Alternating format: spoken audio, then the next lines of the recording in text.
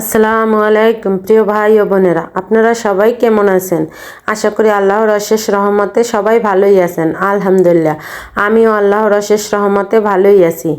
আজকে আমি মোগলাই পরোটা বানাবো। তার জন্য এখানে আমি নিয়েছি আটা, তারপরে আটার সঙ্গে দিয়ে দিয়েছি স্বাদ মতন লবণ, তারপর দিয়ে দিয়েছি অল্প একটু চিনি, তারপর দিয়ে দিয়েছি অল্প একটু বেকিং সোডা দিয়ে ভালো করে শুকনো উপকরণগুলো মিশিয়ে নিয়েছি।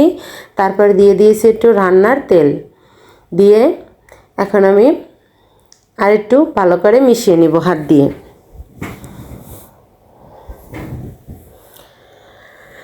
মিশানো হয়ে গিয়েছে। তারপর এখন একটা নর্মাল পানি দিয়ে ডো তৈরি করে নিব। অল্প অল্প পানি দিয়ে একটা ডো তৈরি করে নিব, যেরকমের আমরা রুটির ডো তৈরি করি ওরকমের ডোটা তৈরি করা হয়ে গিয়েছে। এখন আমি এখানে ডিমের পুরটা রেডি করে নিব। তার জন্য এখানে আমি নিয়েছি পেঁয়াজ আর কাঁচামরিচ। ঝালটা আপনারা আপনাদের চয়েস অনুযায়ী ব্যবহার করবেন। যেহেতু আমার ছোটো বাচ্চা খাবে, তার জন্য আমি ঝালের পরিমাণটা একদমই কম নিয়েছি। পেঁয়াজটা হাত দিয়ে ভালো করে মথে নিয়েছি, তারপর কাঁচামরিচটাও মিশিয়ে নিলাম। এখন আমি এতে ডিম দিয়ে দেব। আমি এখানে টোটাল 3টি ডিম দেব। ডিমগুলো ফেটিয়ে নিচ্ছি, মানে ভেঙে নিচ্ছি। আমার নতুন পুরাতন সকল বন্ধুদেরকে জানাই অন্তরের অন্তঃস্থল থেকে অসংখ্য অসংখ্য ধন্যবাদ ও অনেক অনেক দোয়া। তারপর দিয়ে দেব স্বাদ মতন লবণ, দিয়ে দেব 1 প্যাকেট ম্যাগি মশলা। এখানে যে মশলাগুলো ব্যবহার করব তার কারণে কিন্তু এটা বাজারের চেয়েও, মানে রেস্টুরেন্টের চেয়েও অনেক বেশি স্বাদ হবে। আর এখানে দিলাম চাট মশলা, আমি আমার পরিমাণ মতন মশলা দিলাম। এখন আমি হাতের সাহায্যে সবগুলো মিশিয়ে নেব। ডিমটা ফেটানো হয়ে গিয়েছে। এখন আমি যে ডোটা তৈরি করে রেখেছিলাম সেটা একটু হাতের সাহায্যে মেজে নিব। একটু মথে নেওয়ার পরে এটা থেকে আমি লেচি কেটে নেব। প্রথমে আমি 3টে লেচি কেটেছিলাম, পরে কিন্তু আমি 4টা করেছি। আপনারা আপনাদের চয়েস অনুযায়ী যে রকমের ছোটো বড় করবেন ওই রকমের লেচি বানিয়ে নেবেন।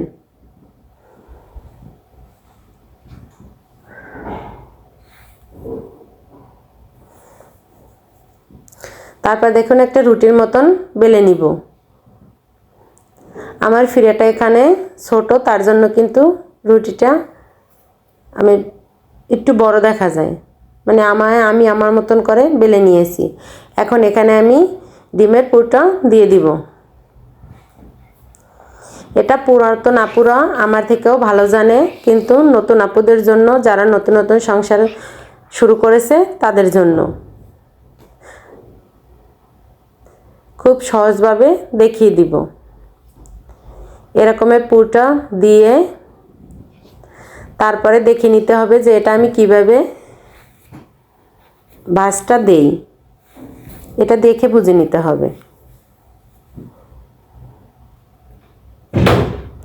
এরকমের যদি হাতের সাহায্যে একটু টিপে টিপে বসিয়ে দেওয়া যায় তাহলে কিন্তু আর ছুটে যাবে না। তেলে যদি ছুটে যায় তাহলে কিন্তু পুরোটাই নষ্ট হয়ে যাবে, ভালো হবে না। তার জন্য এভাবে টিপে টিপে দিলে কিন্তু আর ছুটে যাবে না।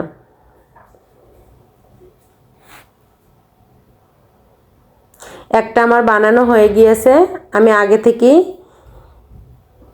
ফ্রাই প্যানে তেল গরম দিয়ে দিয়েছিলাম। তেলটা আমার একটু বেশি গরম হয়ে গিয়েছিল, তার জন্য কিন্তু আমি চুলাটা অফ করে তারপর মোগলাইটা দিয়ে দিয়েছি।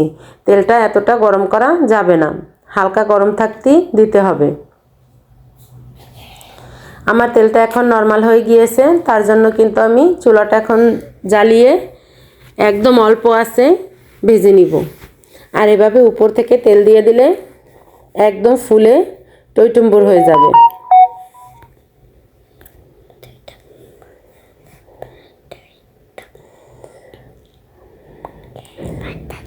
রেস্টুরেন্টে যেহেতু অনেক তেলের ভিতরে ভাজে, তার জন্য কিন্তু আর উপর থেকে তেল ছিটিয়ে দেওয়ার প্রয়োজন পড়ে না। আমরা বাসায় যেহেতু কম তেলে ভাজি, তার জন্য কিন্তু উপর থেকে তেলটা ছিটিয়ে দিলে কিন্তু ভালো হয়। আর এরকমের সময় নিয়ে আস্তে আস্তে ভাজতে হবে। বেশি জালে ভাজলে উপর থেকে কালার চলে আসবে, ভিতরে কিন্তু ঠিকঠাক করে হবে না, ভিতরে কাঁচা থাকবে, তার জন্য কিন্তু খেতে ভালো লাগবে না। দেখুন মাশাআল্লাহ এটা কতটা ফুলেছে। আর এটা খেতে কিন্তু অসাধারণ স্বাদ ছিল। এভাবে আমরা বাজার থেকে কিনে না এনে বাচ্চাদেরকে বাসায় তৈরি করে দিতে পারি। এটা তৈরি করা খুবই সহজ। আমার কিন্তু একটা ভাজা হয়ে গিয়েছে, বাকি তিনটাও আমি এভাবে ভেজে নিব। অফ ক্যামেরায় সবগুলো ভেজে নিয়ে চলে এসেছি। দেখুন মাশাআল্লাহ কতটা সুন্দর হয়েছে। আর খেতে কিন্তু দারুণ মজা ছিল, উপর থেকে একদম ক্রিস্পি আর ভিতরে পুরে ভরা। আমি আপনাদেরকে কেটে দেখিয়ে দিচ্ছি। এখন আমি আমার মনের মতন করে শেপ দিয়ে নিব। রেস্টুরেন্টের চেয়েও বাসারটা কিন্তু দারুণ মজা ছিল। এভাবে আপনারাও বাসায় তৈরি করে খাবেন।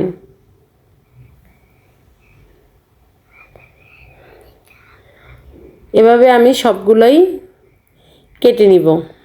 আবার দেখা হবে নতুন আর একটা ভিডিও নিয়ে। ততক্ষণ সবাই সুস্থ থাকুন। আল্লাহ হাফেজ।